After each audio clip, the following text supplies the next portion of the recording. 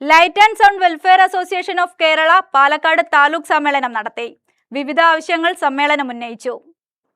5ാമത് താലൂക്ക് സമ്മേളനം stadium bus stand പരിസരത്ത് association സംസ്ഥാന ജനറൽ സെക്രട്ടറി റഹീം കുഴിപ്പുറം ഉദ്ഘാടനം ചെയ്തു. എല്ലാവരും സംഘടിതരാണ്. എന്നാൽ അസംഘടിതരായ ഞങ്ങളെല്ലാം കൂടെ ഒരുമിച്ച് ചേർന്ന് ഈ നാട്ടിലെ ഏറ്റവും സുപ്രധാനമായ ഒരു തൊഴിൽ ചെയ്യുന്ന ആൾക്കാരാണ് ലൈറ്റ് ആൻഡ് സൗണ്ട് പന്തലുകാർ.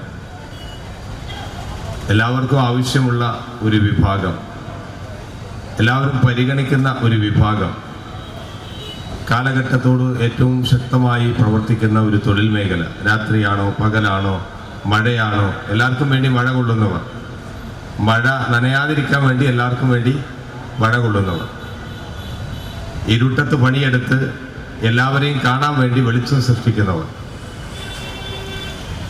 എല്ലാവർക്കും നേതാക്കളാകാൻ വേണ്ടി ആവശ്യമായ സ്റ്റേജും അവിടെയുള്ള ഇരിപ്പിടവും അവർക്ക് സംസാരിക്കുവാനുള്ള മൈക്കും വെച്ചുകൊടുത്ത് എല്ലാവരുടെയും ശബ്ദം പുറം ലോകത്ത് കേൾപ്പിക്കുന്നവർ,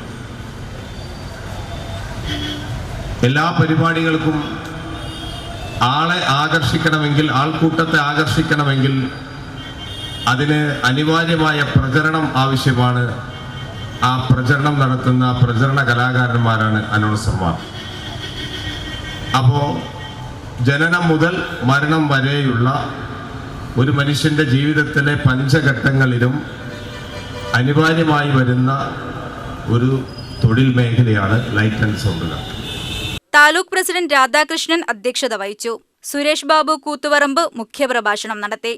സെക്രട്ടറി ഹമീദ് ബാബു, സംസ്ഥാന vice president KM Abdul Gafoor, ജില്ലാ പ്രസിഡന്റ് കുഞ്ഞു മുഹമ്മദ്, അനിൽകുമാർ, സുകുമാരൻ, സെയ്ദ് ഇബ്രാഹിം, ശ്യാംരാജ് എന്നിവർ പ്രസംഗിച്ചു. സ്വകാര്യ വാഹനങ്ങളിൽ ജനറേറ്റർ ഘടിപ്പിക്കാനും അവ ഇറക്കാതെ തന്നെ പരിശോധന നടത്താനും അനുമതി വേണമെന്ന് സമ്മേളനം ആവശ്യപ്പെട്ടു. ഉത്സവ സീസണിൽ രാത്രി 12 മണിവരെ മൈക്ക് പ്രവർത്തിപ്പിക്കാനും വ്യാപാര സ്ഥാപനങ്ങൾക്കും അനൗൺസ്മെന്റ് നടത്താനും അനുമതി വേണം. പൊതുസ്ഥലത്തെ കേസുകൾക്ക് മൈക്കുകളും മറ്റും പിടിച്ചെടുക്കുന്ന രീതി ഒഴിവാക്കണമെന്നും സമ്മേളനം ആവശ്യപ്പെട്ടു. UTV news, Palakkad.